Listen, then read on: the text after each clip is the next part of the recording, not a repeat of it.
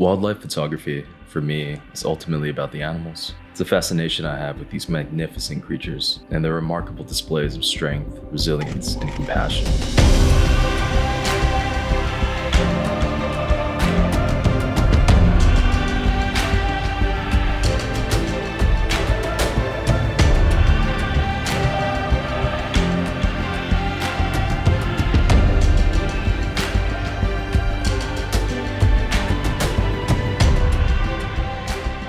Nothing compares to the lived experience of being out there in the wild, in their world, watching their stories unfold. And so it is this lived experience that I hope to convey through my images. I want to capture their intelligence, their emotion, and their sentience, and put it on display for the world to see, so that we can all start to understand that they're not that different from ourselves, and that their lives and livelihoods are just as worthy of protection as our own.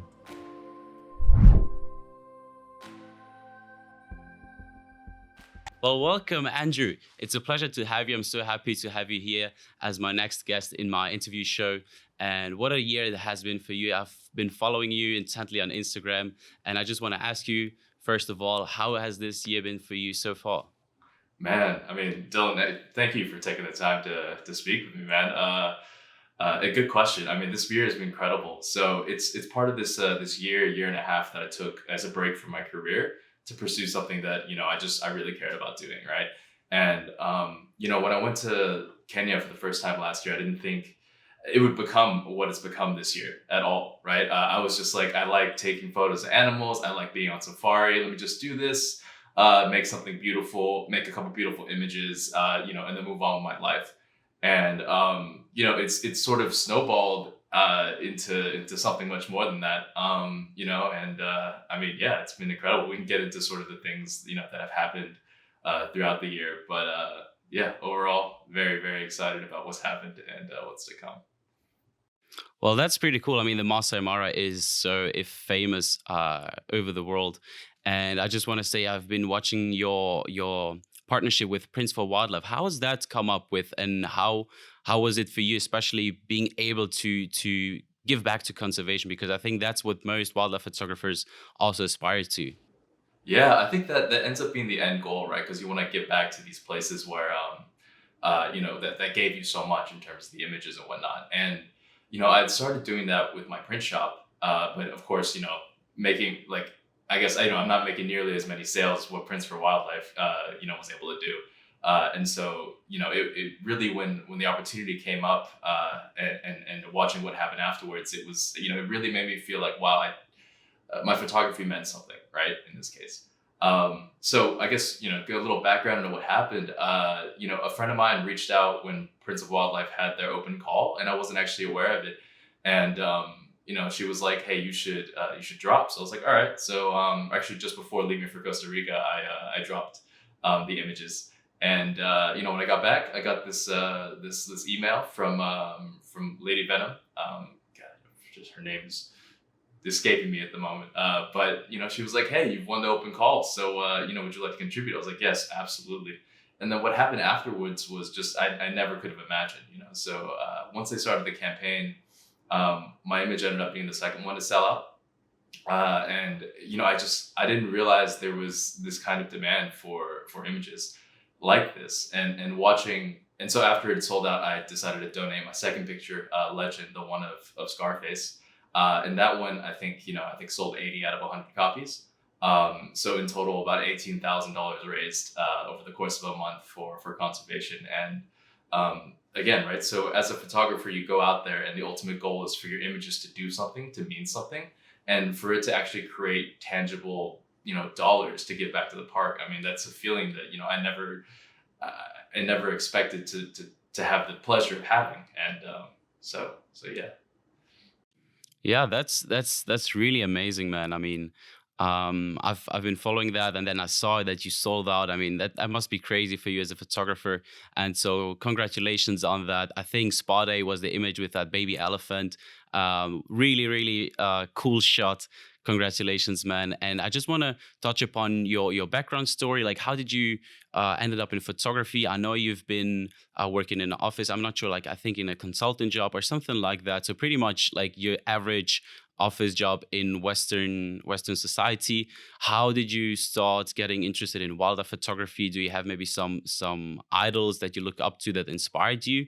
And then was this like just a hobby and now turned into a career option, or how did everything come to fruition for you as a photographer? Yeah, man, absolutely. I would say so. You're right. I was a management consultant, and just kind of doing my office job. And as I went through the years of doing that, somehow in like year five, I was like, I'm craving this sense of adventure, And I took a sabbatical in 2019. And as part of that sabbatical, one of my friends is getting married in South Africa. So I was like, hey, that sounds like a good place to start my trip. So after the wedding festivities, I was like, what else did I do here? And I found a position for a month volunteering at a wildlife conservation project. And so I signed up for that, got my camera, went out there, and I met Samuel Cox. And he's a pretty well established wildlife photographer. And there, him and Sophie Brown showed me the ropes, taught me how to shoot on safari, what to look for in the animals, just the whole shebang, right? And so after about a month doing that, I fell in love. But it sort of was the end of that spurt there. I went back to work, and kind of seriously thought about, like, how can I spend more time doing this? So after about 6 to 9 months at work afterwards, I saved up some cash, and I was like, I want to do something. I want to take a year and really see what I can make of this, right? And so that's sort of where this past year came from. So I quit my job. I went back out to Kenya, or went to Kenya for the first time, and started taking photos. And then my photos sucked, and my editing was terrible, and it was just a passion hobby. But you mentioned idols, right? So at the time, I came back from my first trip, and I started just looking at what kind of beautiful images other people were creating, and a couple people that stood out to me at the beginning. So Michelle Babasana and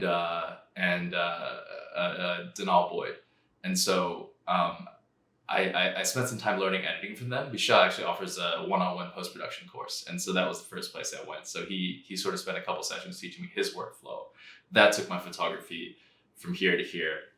And then after that, I looked at, so Chase Teron and Donald Boyd had released this ultimate photo course, giving sort of the behind the scenes on how they create images. And so, I did that course next. And sort of as I went through these things, my own style started to emerge. That's pretty cool, and I think you really touch upon a very important topic as a photographer, and which is to try and learn from people you really like, but just in general have the desire to learn more, like do master classes or read on ebooks, and especially during the pandemic, that was like what really like elevated my photography, where I really, because everyone was dropping their ebooks and dropping their masterclass because everyone was in lockdown, right? So then all of a sudden, like my favorite photographers release products that weren't really that pricey. So I felt like, why shouldn't I watch that and really try and dive into that and learn from them? So really amazing that you touch upon that, because that has been for me the same story. Like I look at my images from 3 or 4 years and I feel like I suck, and I'm sure in 3 or 4 years times I will say the same about the images I'm creating now. Absolutely. It's the journey of a photographer eventually. But you touch upon Kenya, and so I wanted to start there because you have some very, very interesting work created there. And I just want to dive into a couple of images and maybe talk about them, what like the story behind them, and like what's special to you, especially when you look at those images. And the first one I would like to start with is Vexation, which is this image of this beautiful lioness opening up her mouth with tons of flies flying around that, looking like very dramatic. Yeah, of course. So that image I actually caught I took 2 trips to Kenya last year. My first one, I was just kind of randomly shooting, getting my bearings. And then afterwards I came back, I did those editing courses, as I mentioned. And then I was like, I think I'm ready to take a second trip. And so during that second trip, I got an open faced vehicle that let me shoot from a lower angle. I had a guide that I trusted, and sort of the conditions were right to capture some of my best images, right? And Vexation specifically, I remember, was one evening. It was Mardadi and Kaka, two big beautiful male lions, and the lionesses that were with them. And so we're out there shooting Mardati, and all of a sudden we see this lioness climb on top of this hill, and I was like, no, we got to reposition immediately. And because when they're on a hill, you're able to get a much lower angle, and that gives you this perspective of them being sort of like big and more powerful. Um, and so we got this beautiful angle. The light was just right, and she sat there, looked around, and then looked at me, and there were these flies just all over her face, and then she shook her head a little bit. The flies came back, and then she opened her mouth and just did this thing in like rage, right? And the flies kind of went everywhere. And like, I love this image because so people have different things they look for when they're shooting photography. Mine is sort of emotion, gesture, and expression. And so the emotion of the moment, as I was personally battling with the flies on myself, you see this lioness come out and say like, yeah, I'm suffering through the same thing. And so this is kind of her expression of like, everyone, these flies are annoying, and like, I'm expressing my vexation with them. That's pretty cool, man. Like I can totally feel you. I've been in the Masai Mara too, and there's definitely certain parts of the reserve where the flies are really disturbing and they're all over you. And you just think of the lions and other animals where they have to deal with that every single day. So I can totally relate to that. It even came to the point where we used certain sticks where they would tell us the orange leaf croton that would help against the flies. And we put them in our ears and in our head and everything, but it didn't Did it really work? It do doesn't do it. anything, right? Yeah. Not much to be honest. They're still all over you. So at some point you're just like yeah, whatever. It's just how it is. But Yeah, yeah, yeah. pretty cool, man. You Pretty notice cool. different people have different reactions. Me, I guess, not being used to it, I have the Maasai blanket completely covered, and I have my camera sort of poking out from there, and I'm shooting completely under the blanket. It's hot, but at least I'm free of Yeah. distractions. Uh, Yeah, no, I get that. I get that. That's actually pretty good strategy. I might take that with me the next time I go there. That's actually pretty smart. I mean, I just Cool, couldn't deal man. with it. Yeah. Yeah, no, I get that. It's really disturbing. So the second image I would like to talk about is Legend, and obviously that is a very very accurate name for Scarface, probably the most famous lion of all time. I've personally never seen him. I've never photographed him. I've just seen images and stories and everything. And so this image that you've created of him is very very this like beautiful portrait shot. And so, can you tell us a little bit more about that and what it means for you to have been able to capture that iconic individual? Yeah, of course. I mean, I think the day I made that image, the day that Scarface died, I woke up and sort of, the online community was sort of, everyone was talking about it, right? It was sort of this tragedy for the entire one left community. Um, and I just at that moment, rarely do I feel inspired to make a photo for a purpose. Sometimes I'm making a pretty photo, or I'm just going through my workflow and making images. But this one, I I felt the desire to sort of make something commemorate him. And so I went and found, I only have a handful of shots of him because it's most of the time he's sleeping. So it's actually very difficult to get any sort of shot of him looking around. But I found this one, a straight on portrait of him looking at me. And, the lighting that I put in was artificial, was editing afterwards. But I wanted, so in this image, it's mostly dark with him receding into the shadows. And there's a little spotlight on his good eye. And I guess what I wanted to bring out was sort of, he's now fading, right? But there's a light sort of illuminating what, the vitality that was Scarface. And in terms of capturing the image, it was, I encountered, so let's see, I spent about 30 something days out in the Mara last year, which is very fortunate. And that allowed me to dedicate some game drives to sort of like low probability events. So for example, with the Scarface, it took me 4 game drives to get this image. We found him one day, and he was sleeping, and he slept pretty much the entire time. And so I went back. Took my evening game drive at sunset. Went again. Got some pictures of Morani, his brother. But again, he was sleeping, kind of rolling around. And it took on my 4th game drive. Finally, he stood up and walked toward my direction, and then laid back down to go to sleep again. And in that moment is when I captured the shot. And so, it was a decision back then. I was like, this guy is a very charismatic lion, and he's quite old, so we're not sure how long he'll be around. So, in hindsight, I'm quite happy I made that decision to dedicate those 4 game drives to just getting this one shot.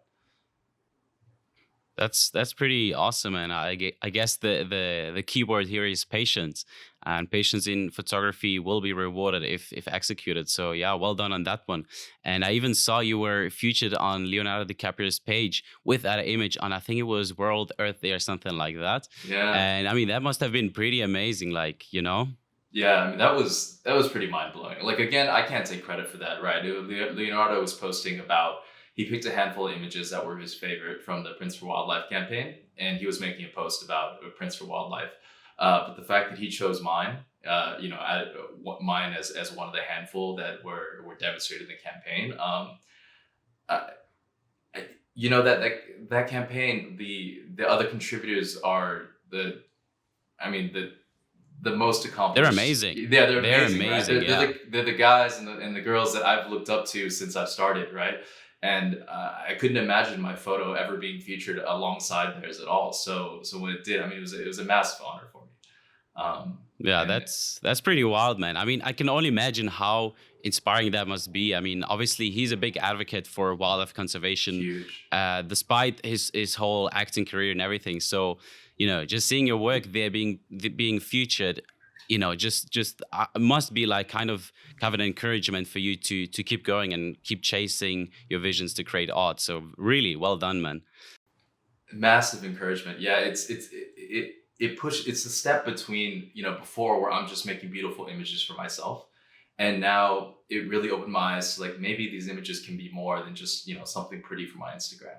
Like it's gotten me to look at other avenues of sort of monetizing my images and being able to give back.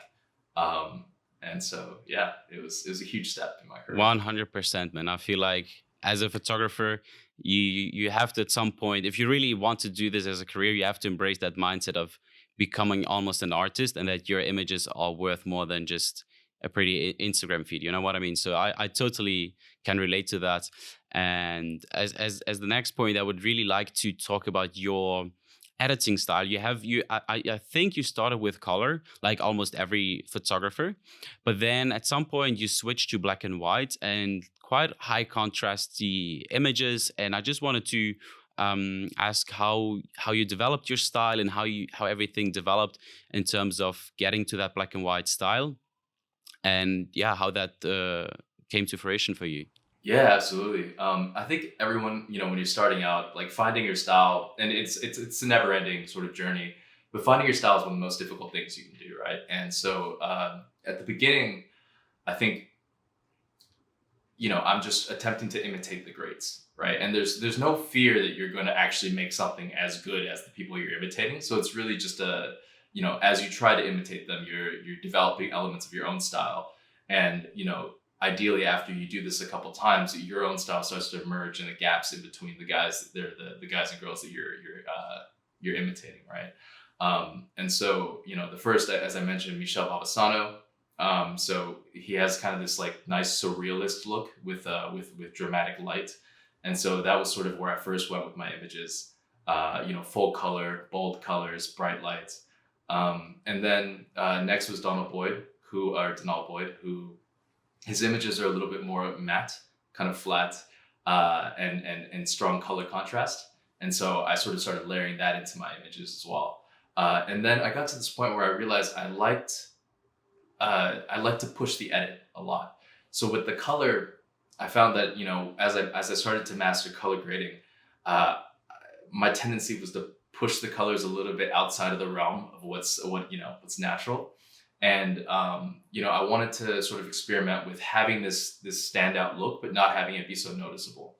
And so from there, I think the next inspiration I took was from David Lloyd and from Ross Cooper, and they have either monochromatic or sort of very sort of muted color schemes.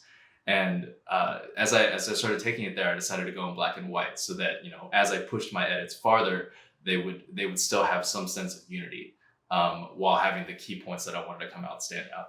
And so that's sort of how I arrived where I'm at now. And yeah, so I find the black and white, while limiting, is actually more freeing in terms of creativity. That's yeah, that's pretty interesting. I mean, I also embrace black and white, and my inspiration was David Yarrow pretty early on, which then also inspired me to go for wide angles and stuff. But I like how he phrases it that black and white is a reductive style of photography, and it makes you focus on the things that really matter, and sometimes color can be distracting. And I personally believe that, especially when there's many colors involved, that it can distract the viewer from what really matters or what the image really has to say.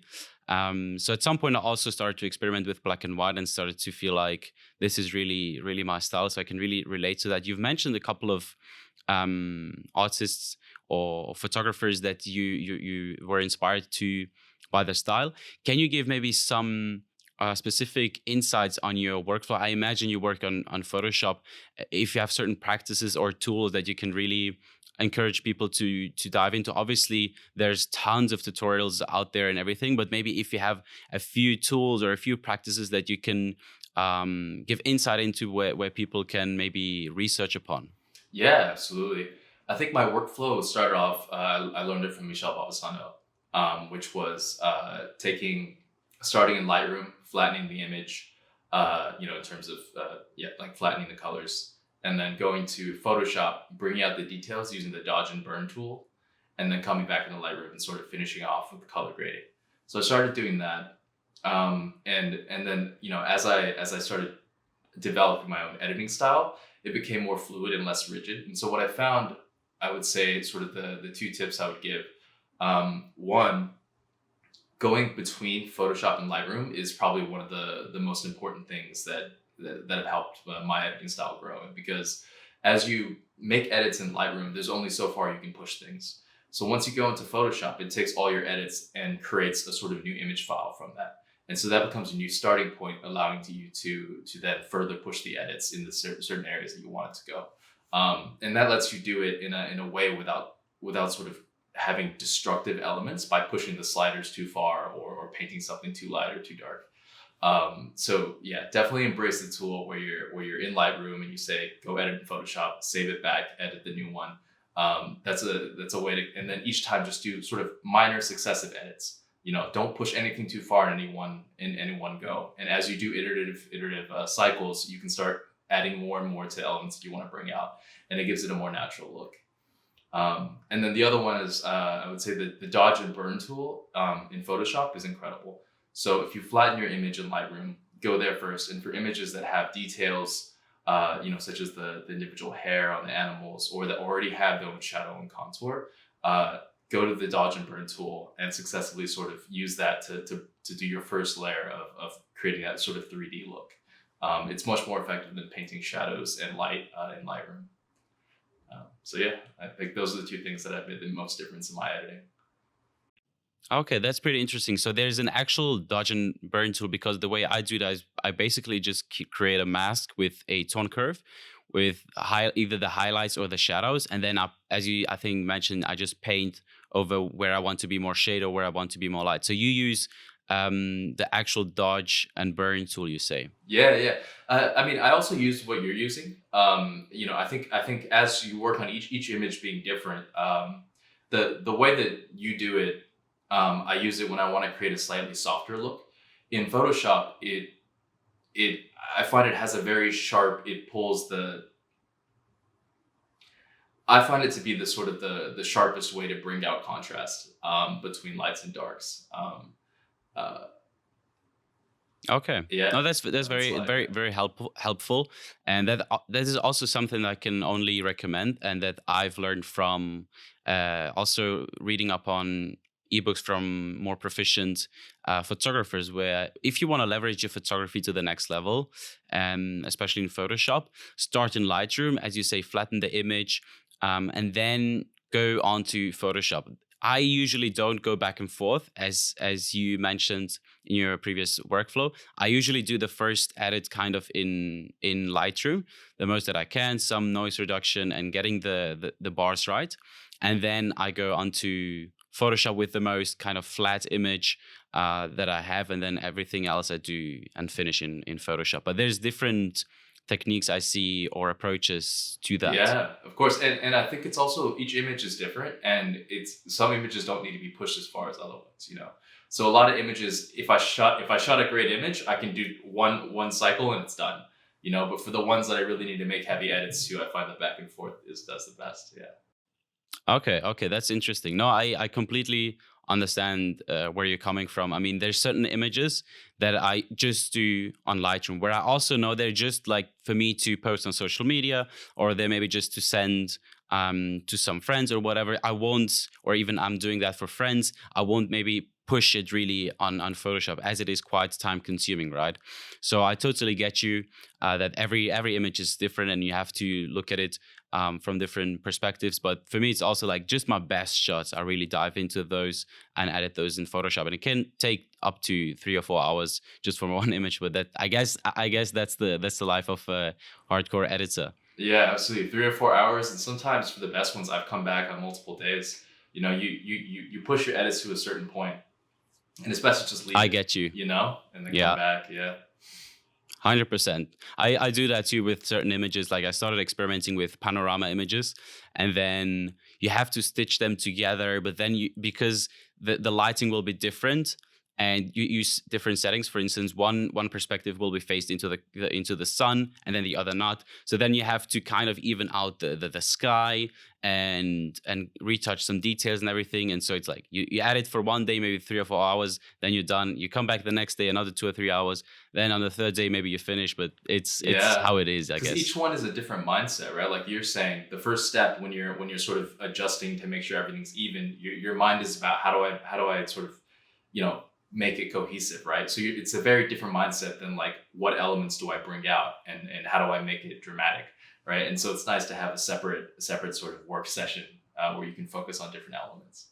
Yeah, absolutely. No, 100%. But I think it's really important that, especially when you start on Photoshop and really editing your images, you start to understand that also the actual workflow starts before you take the image and trying to frame everything. So when you know, for instance, when you stitch images together for let's say a panorama now, and then you want to flatten the image um, so that the angle isn't kind of curved, then you understand if you've put that sun right at the end of the frame, it'll crop it out as it tries to flatten the image. So then for the next time you'll know, okay, so I need to leave a little bit of space so I have room in post-production. So those are the kind of things Yeah. that you also learn from experimenting and trying new things. Yeah, absolutely.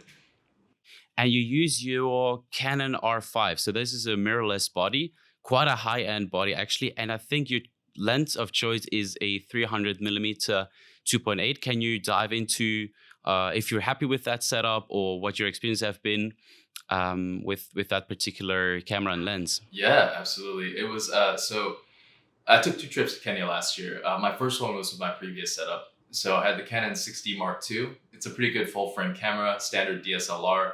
And then I had the Canon 100 to 400, telephoto zoom. Yeah, standard. Yeah, yeah. And so the advantage that I saw from my second setup with the R5 and the 300 millimeter 2.8. So first, you know, something to be said about the optical viewfinder, right? Watching wildlife through your standard DSLR mirror and looking straight through the lens and seeing the actual animal, it's hard to recreate the pleasure of doing that. That said, a lot of my time shooting with the original rig, was spent trying to get the focus exactly on the eye. So most of the time I have this point focus and I'm just continually refocusing, making sure I got the focus right. And it takes up a lot of my mental, I guess, focus at the time, my attention, right? And so, you know, after switching to the R5, I mean, the automatic eye tracking is insane. It allows you grab the eye focus, and then as I'm shooting, I can focus instead on composition. I can focus instead on looking and seeing what the animal is doing, and how to position sort of the shots so that, you know, the animal's action happens in my frame, right? So it frees up my mind a lot to think about that, and I think that's resulted in some more compelling images. And the latter, the 300 f2.8. So actually, you know, I'm going out to Kenya tonight actually, and this time I grabbed the 400 f2.8. just to see what the difference would make, right? I'm a little concerned with the 400 being maybe too zoomed in. Already with the 300, sometimes the action was happening way too close to me, and I was only able to get the eye or the face. And so, going even sort of more zoomed in, you sort of have a loss of that. On the flip side, though, a lot of the times the action is very far from you, and just getting even a little bit closer, every little bit sort of there helps. But the most important part is the f2.8 itself. So like shooting with the lens that has that wide aperture, it's when you're initially looking at camera selection and you wonder like, is it really worth it to spend 5 times as much on this lens so that the aperture is a 2.8 instead of a 4.5? And I would say in my experience it is. A lot of the times, the best wildlife shots happen in low light, right? And so, in the early mornings or in the late evenings, the difference between an f2.8 and an f4.5 is the difference between actually getting a usable shot versus having everything dark and or blurry and or too noisy. And so that I think has saved me, or rather has been in the field one of the things that's made the most dramatic difference in my imagery, is that having that lens that has a much wider aperture. So yeah, I love this setup. I'm sampling the 400 this trip. I'll let you know in a couple of weeks how that goes. But yeah, it's Sounds great, man. I can completely relate where you're coming from with the f2.8. I personally believe, as you say, especially with wildlife, I mean, it always comes down to what you're actually looking for. But having your lens be restricted to 4 or 4.5, and that is with zoom lenses at least often at your widest focal length. So as soon as you zoom in, then you're maybe at 6.3. That restricts you so much. I mean, you have to go all the way up in terms of ISO, and being able to use that f2.8 is so beneficial in wildlife, where we know that the animals are the most active just before or right after sunrise and before the sun sets. So I completely agree with you there. And the IAF looks amazing on the Canon R5 and R6 models. I personally am still shooting on DSLR with Nikon, but I'm thinking of going mirrorless. My only pain point is that the Nikon bodies aren't quite as where Canon and Sony are with the IAF tracking. And to me, that is the most valuable feature, because I use remote photography with wildlife, or that is my intention. And so having your camera set up on the ground, stationary, and triggering your camera remotely, and having a camera that automatically tracks an eye and locks the focus on there, no matter where in the frame the animal is. Whereas previously, I had to set the focus manually and kind of predict where the animal is going to come through. And even then, even if the animal is just like 20 or 10 centimeters behind or before the actual focusing distance, you don't have a shot. Whereas with this technology, as soon as it enters the frame and you press the trigger, you're not safe, but it just enhances your chances dramatically. So that is really something I want to get into, but it's just like I want to remain with Nikon because I love their quality and their lenses and everything, and I'm so happy with the body I have at this point, my DSLR. But knowing that the mirrorless aren't quite there, and that this is my focus in terms of style, I'm really considering maybe to switch to Sony or Canon. So it is really, really intriguing to get into mirrorless because of that future. But also, I really enjoy other features like the electronical viewfinder, and that there is no noise in the shutter. So when I have my camera there and a lion comes up and sneaks on it, it doesn't scare it when I pull the trigger, right? So there's definitely some features for me as well where I am very, very keen to switch to mirrorless. Yeah, 100% agree. And for your style of remote shooting, which I would love to dabble in, by the way, it's not something I'm familiar with, but you definitely tend to get some of the cooler images that way, the more intimate images. And yeah, I can imagine, because it allows you also not to set. I imagine you have to narrow your aperture if you're trying to guess where the animal is. You can't shoot an f2.8 because the depth of field is so narrow that you're probably going to miss the shot with your DSLR. But now, if you can count on the eye tracking, you can really relax some of the other features.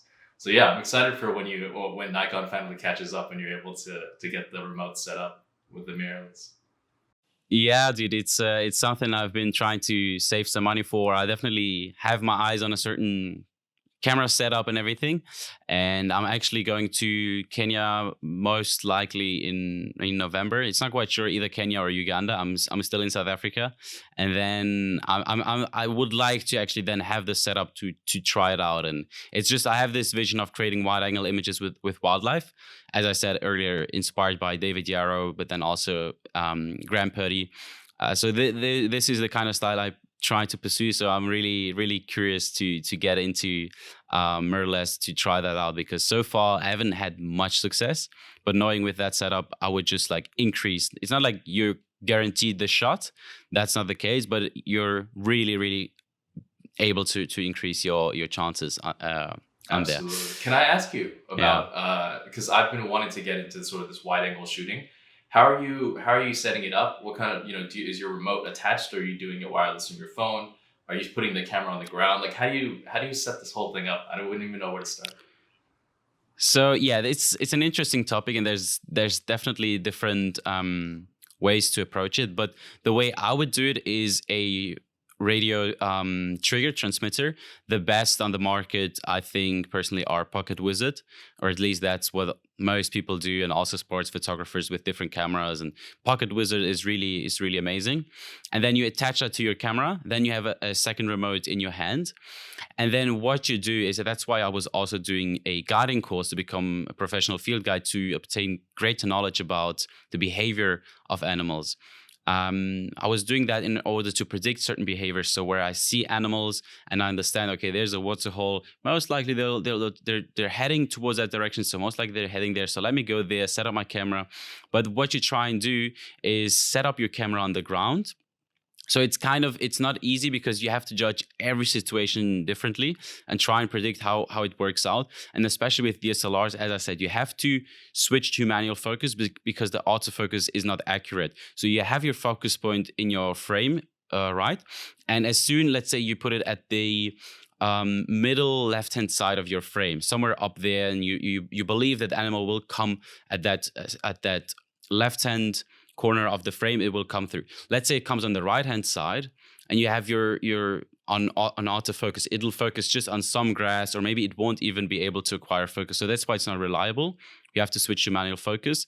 And then even if the animal doesn't come through that exact focus point, if the distance is right, it'll still be somewhat in focus if it's like slightly off the focus point, and you can still get kind of a shot if you understand what I mean. But Yeah. basically, you set up your camera. You set your settings. The best way to do it is, because the lighting conditions might change. What I do is I leave it on manual.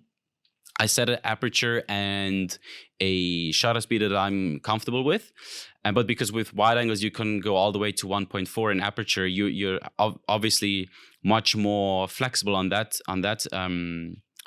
side. And then what I do is I put my ISO on auto and limit it to maximum, let's say 2000 or 2500. So as soon as the sun starts to set, that the ISO keeps kicking in and raises it continuously. But I set like kind of a stop where I say that is like my maximum. So this is one of the way you can do it. You can also just put it on aperture priority, but it is important to think about that, as the lighting conditions can change and your camera might be on the ground for like 30 minutes, right?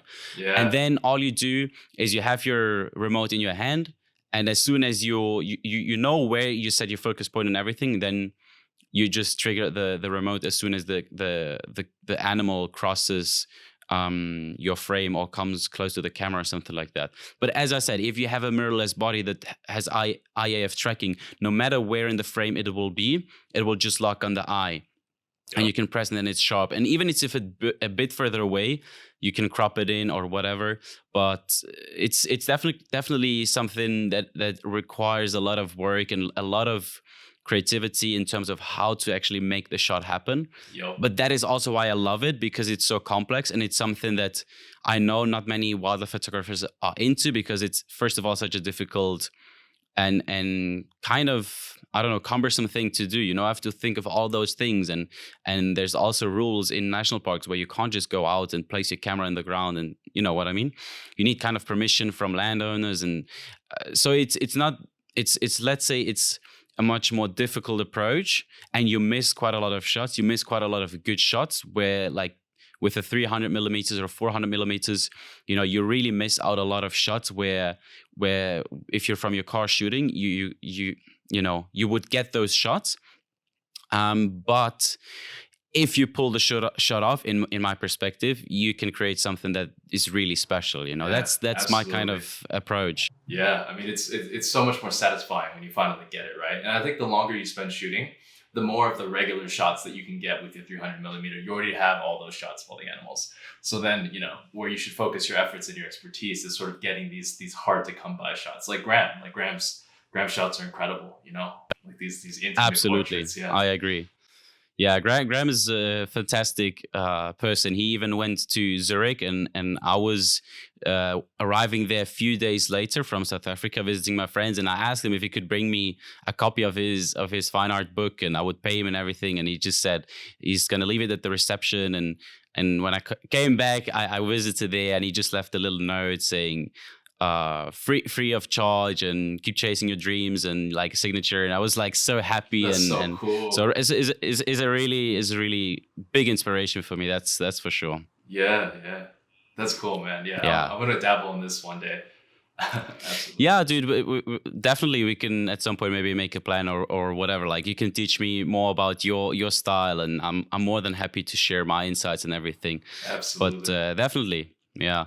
And one other image, or one other project I would like to just touch upon was Costa Rica.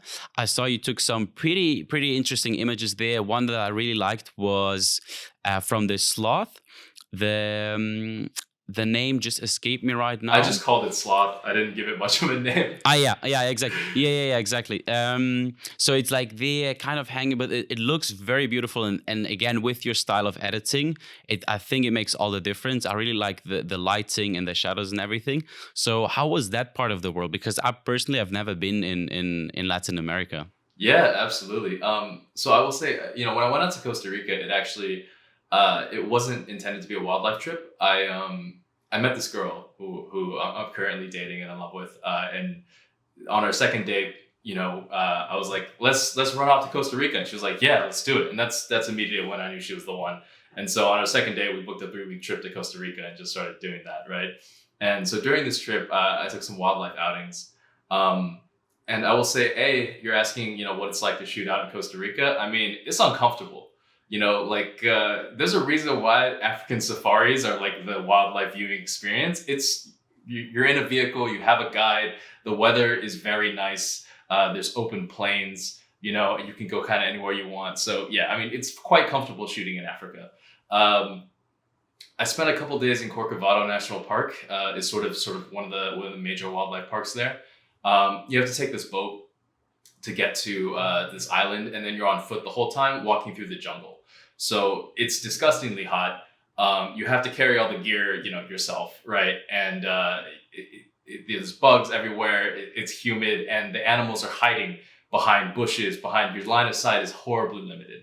And so, the number of usable photos you get at the end of the day is actually quite small. And after 3 or 4 days of doing this, I think on the way out of the park one day, sloths are notoriously difficult to find because they don't really move at all. And they like to hang out at the very, very tops of the trees. So sort of this image, as the light was sort of shifting in the late afternoon, the sloth's resting place had, the light had shifted onto his resting place, and he didn't seem to like the heat that was coming from that. So this kind of prompted him to move as he started climbing down his little vine to find a new spot. And so finally, like a clear open shot of this sloth. And then I think what helped for me was also the vine that he's climbing sort of was, for my image, was going toward the vanishing point of the image. So it created this sort of three-dimensionality as the sloth was climbing on this path toward me. And so with that, I just threw in some dramatic lighting coming from the vanishing point, and voila, my one and only sloth pick.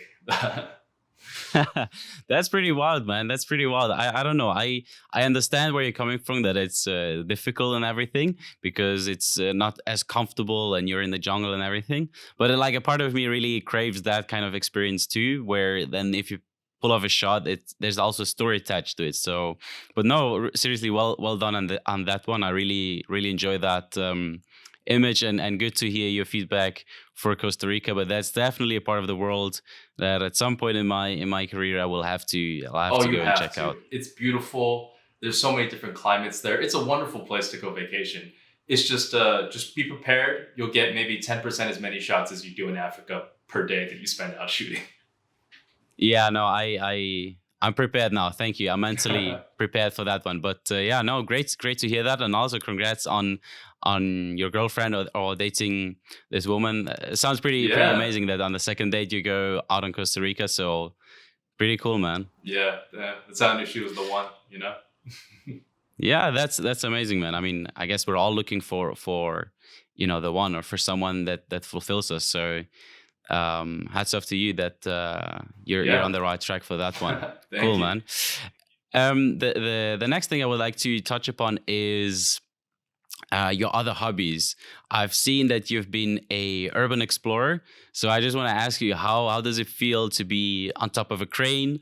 How did that develop for you? And somewhere along the line, is that something that you will still try and create in terms of imagery? Because I know up there you get a completely unique perspective, and that is something I also often thought about when I was still living in urbanized Zurich. So yeah, how did all that happen? Yeah, man. It was actually that's sort of how I discovered my love for photography. So in college, I read this article, I forget where it was from, but it talked about these urban explorers who climbed skyscrapers and took these images. And I thought it was so cool. And then kind of forgot about it for a while. And then when I moved later to New York for work, one day I was walking by this high-rise construction site near where I lived, and there was nobody there, and the crane was open. So usually it's guarded, but the crane was open from street level. So you could enter the ladder and climb all 60, 70 stories up to the top. So that day I was like, all right, I got nothing to do. So I went back to my apartment, grabbed my GoPro, and kind of changed into more climbing gear, and climbed those 60, 70 stories of crane ladder. And I will say that first experience, I mean, it's incredibly difficult climbing vertical ladders 70 stories. It didn't seem like it would be, but I mean, I had to stop every 10 floors and just catch my breath for a few minutes.